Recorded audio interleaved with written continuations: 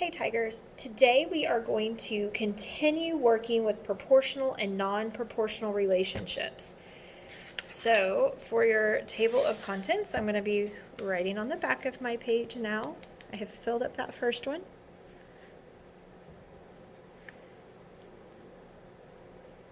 If you'll give me just a second to write in my extra. I don't know, you might be on the back of a page now too.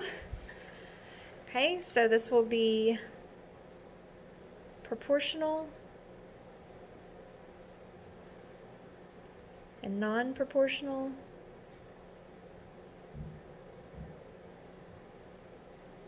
And this one's going to be tables. That's what we're going to specifically be covering today is tables.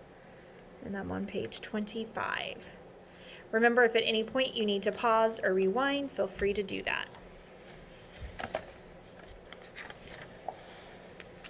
Okay, so we're on page 25.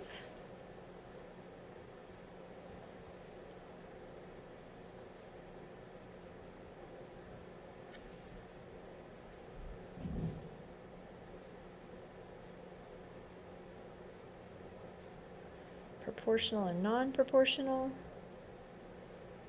And specifically today is tables. Yesterday, you'll remember that we did graphs and equations.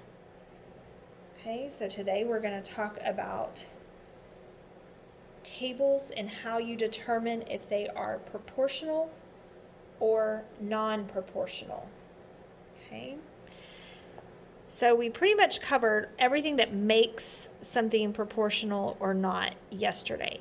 Remember, we talked about that it needed to be a linear equation, meaning it's a straight line, that it needed to pass through the origin or 0, 0, and that it would have a y-intercept of 0. So as an equation, it would be written as y equals mx.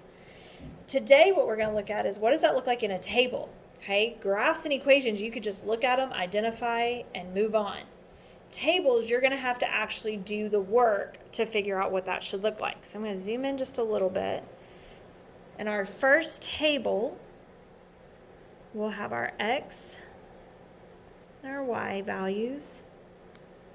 And I have 1 and 3, 2 and 6, 3 and 9, and 4 and 12.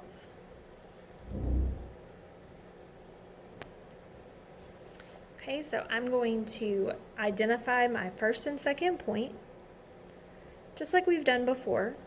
Okay, and we do need to find the slope. We actually don't know the slope or the y-intercept, our y-slope form. Okay, so we're going to actually go through and do that. So we're going to start by finding our slope, which remember is m equals y2 minus y1 over x2 minus x1. Okay, so if I come down here, I have my y2, so 6, and my y1 is 3. So 6 minus 3 over my x2 and my x1. 2 minus 1, sorry. 6 minus 3 is 3. 2 minus 1 is 1. So my slope would be 3. Okay, so now I can start to solve for my b. Remember, we talked about this a little bit, where we had to do y equals our mx plus b, and we know that our m is 3, so y equals 3x plus b, and we pick any two x and y values that are side by side. Okay, so I can't pick the 1 and the 9 or the 3 and the 6. You have to go side by side. So I'm going to pick these two because they're the smallest. Okay, really there's no other reason than that. So my y is a 3, my x is a 1, and I'm going to solve for b. So 3 times 1 is 3. So then to get b by itself, I need to subtract 3 from each side.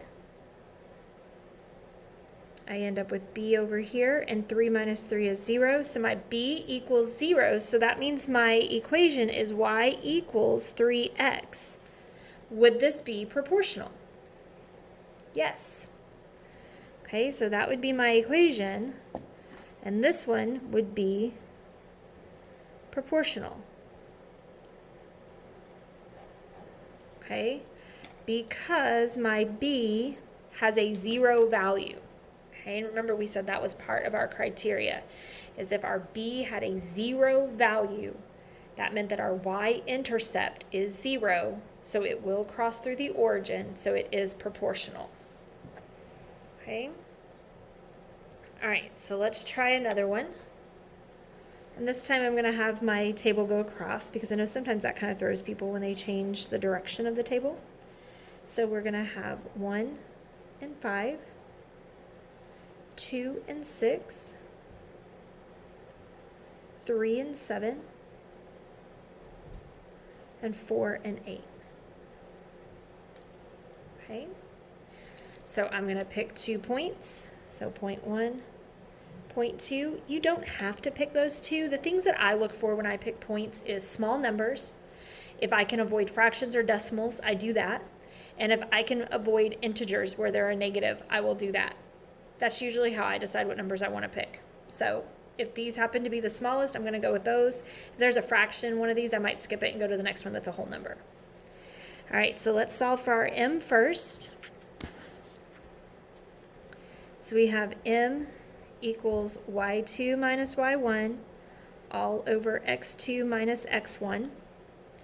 So here's my y's. My y2 is 6 and my y1 is 5. So 6 minus 5 over x2 minus x1, 2 minus 1, 6 minus 5 is 1, and 2 minus 1 is 1. So my slope is 1. Okay, so remember if we're filling in our mx plus b, I have m is 1. Now I have to solve for b. Okay, so y equals 1x plus b, because remember my m is 1. And then I'm going to pick points. I always pick the smallest one, so the 1 and the 5. So 5 equals 1 times 1 plus b. So 1 times 1 is 1. I need to subtract a 1 from each side.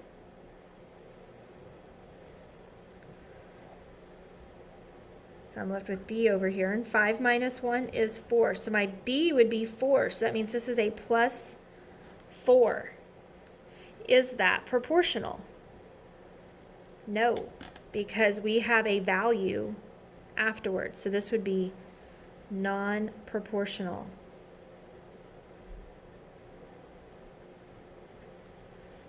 Okay, this one would be non-proportional because our b value is not 0. B value must be 0 for it to be proportional. Okay, so that's what you need to do to figure out when a relationship is proportional or non-proportional using a table. You have an IXL lesson to complete today, so get busy. Have a good one.